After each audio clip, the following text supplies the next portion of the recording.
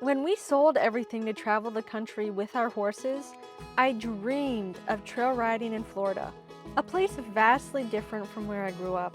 I had only ever known rolling mountain trails through deciduous forests, but I daydreamed about warm, jungle-like landscapes teeming with all kinds of species. So as soon as we sold our house, I booked our stay in Florida for the winter months. But there's a catch. Something that almost made me cancel our Florida stay at the last minute.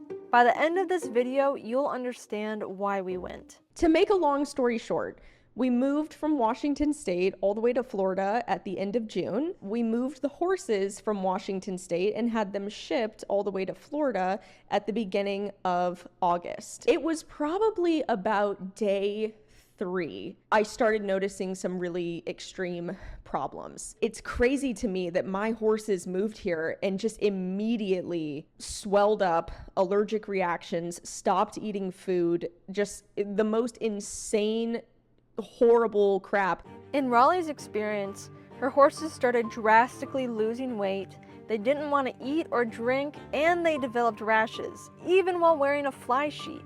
They got itchy lesions all over their bodies. It got so bad, they decided to move their horses back west. Once I announced I was going to Florida, many of my followers had concerns. I like to say that horses are some of the most adaptable animals out there, but still, what makes Florida so rough for horses? I couldn't help but investigate. Number 1, the climate.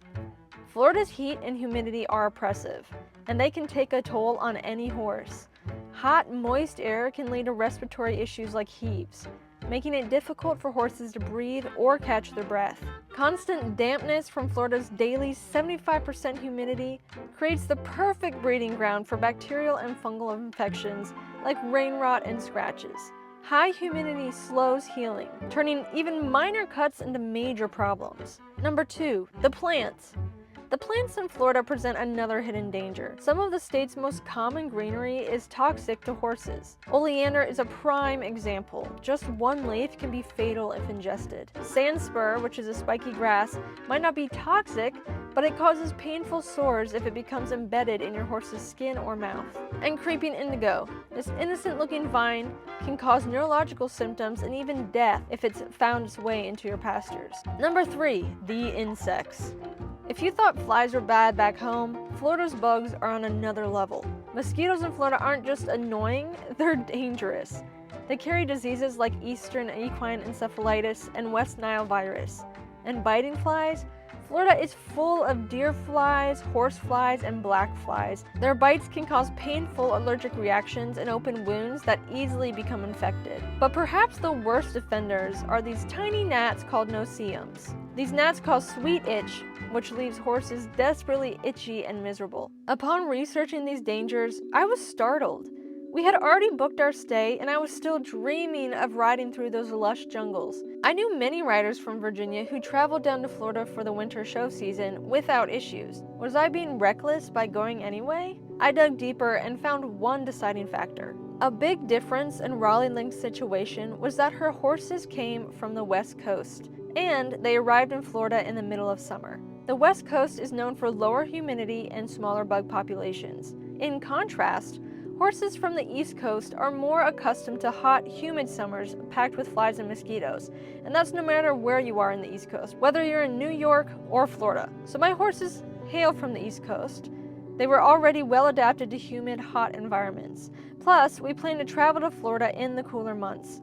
So with a careful plan and a deliberate approach to our journey south, I believe the horses could adapt to Florida's conditions. Here was our approach. Number 1, vaccinate the horses. With mosquito-borne illnesses more prevalent in Florida, I made sure the horses were fully vaccinated before we left. They also had their teeth floated, so they could probably chew the finer coastal Bermuda hay common in Florida, which would help prevent impaction colic. Number 2, gradual travel down south as the temperatures drop. Instead of rushing straight into Florida's climate, we would travel gradually, allowing the horses to adjust to changes in the weather, the heat, humidity, and insects. Our goal was to arrive in mid-December when conditions would be milder. Number 3, leave the horses' winter coats. So I initially considered clipping my horses since we'd be in a warmer climate, but after watching Raleigh's video I reconsidered. Virginia's summers are hot and humid, but its winters are cold, and my horses grow thick coats, and their coats could offer natural protection against bugs. So with average December temperatures in Florida between 60 and 75 degrees, I just needed to monitor the horses closely and avoid heavy work on warmer days. Number 4, an escape plan. So my husband Colin and I agreed that if the horses showed any sign of struggling with Florida's conditions, we'd leave early and head west, staying in the southern states to avoid the cold. So their health came first no matter what. We finally reached Florida exactly 3 months after starting our cross-country adventure. By then, the horses were seasoned travelers, accustomed to new places and ever-changing environments. After countless chilly stops along the East Coast, we craved the warmth. In fact, we fled to Florida early to beat a cold front that hit just after Thanksgiving. The first thing we noticed at our initial Florida campground were the sand spurs. If grass is left to mature, these sharp seeds litter the ground, and unfortunately our dog discovered them first, getting them stuck in her paws. Thankfully, our horses would be kept in sanded pens away from these prickly nuisances. On our first night, I was on high alert, Googling every plant I saw to check if it was poisonous or not. The bamboo in Tucker's pen, the palm frond ruach tried sampling over the fence.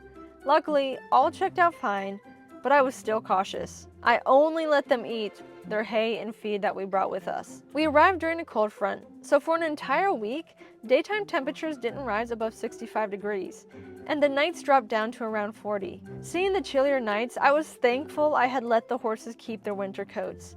They stayed comfortable, and we didn't have to worry as much about insects. Our secluded campground felt like a safari. Every morning, a family of herons woke us up with their calls, and we knew black bear and bobcats and alligators roamed the surrounding woods. The jungle was alive in a way I had never experienced before. Even though we dodged the worst heat and the bugs, we still faced unexpected challenges. The sandy trails, while perfect for horseback riding, were a nightmare for Colin's bike. While I trotted and cantered freely through the soft footing, Colin struggled to keep up, often bogged down by deep sand. On one particular eventful ride, we encountered a skittish black bear multiple times. To top it off, it followed us down the trail towards camp. While it never threatened us, the repeated sightings were a bit disconcerting. Another dramatic moment came when Ruach somehow managed to get his massive foot caught through the handle of his water tub. Horses have a knack for creating impossible scenarios, but thankfully he was unharmed. Despite these adventures, Florida was exactly what I had envisioned. Otherworldly, exotic, and a definite highlight of our trip.